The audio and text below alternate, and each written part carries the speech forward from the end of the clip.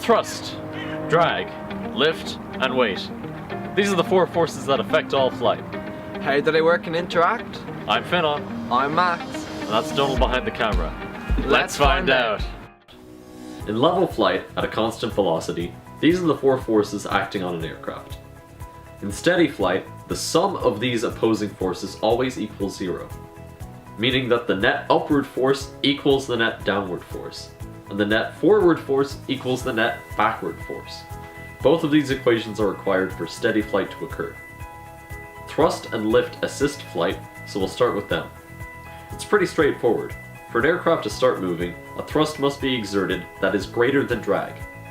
The aircraft continues to move and gain speed until thrust and drag are equal. Now let's look at lift.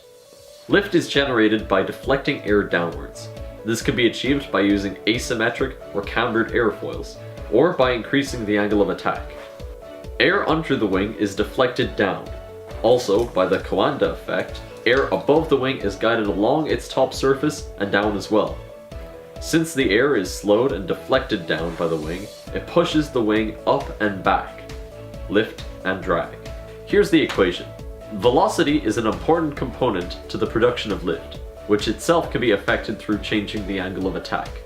When examining the equation, lift, L, is determined through the relationship of the air density, rho, the aerofoil velocity, v, the surface area of the wing, s, and the coefficient of lift, Cl, for a given aerofoil. Lift increases if you raise the airfoil velocity while keeping the angle of attack constant. This will result in a climb. So, to maintain level flight, as velocity increases, lift must be kept constant. You can do this by reducing the angle of attack by lowering the nose of the aircraft. Conversely, as the aircraft is slowed, the decreasing velocity requires increasing the angle of attack to maintain level flight. There is, of course, a limit as to how far the angle of attack can be increased. Anything above that, the aircraft will stall. Now we'll look at the forces that oppose flight. These are weight and drag.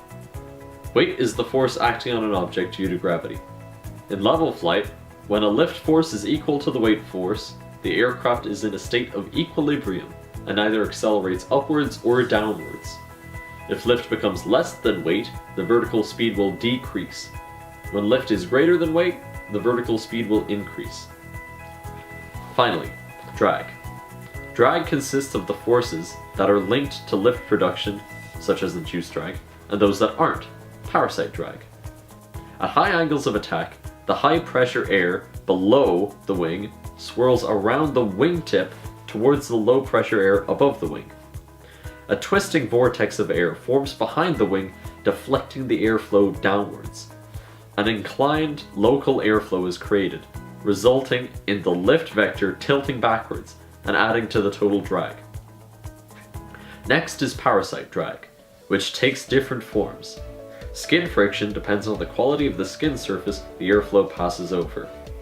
A laminar flow results when the airflow passes over smooth surfaces, but if you have wing ice or exposed rivets, then a turbulent boundary layer forms, resulting in more skin friction drag. Form drag is caused by disturbed airflow that is separated from the surface and becomes turbulent wake.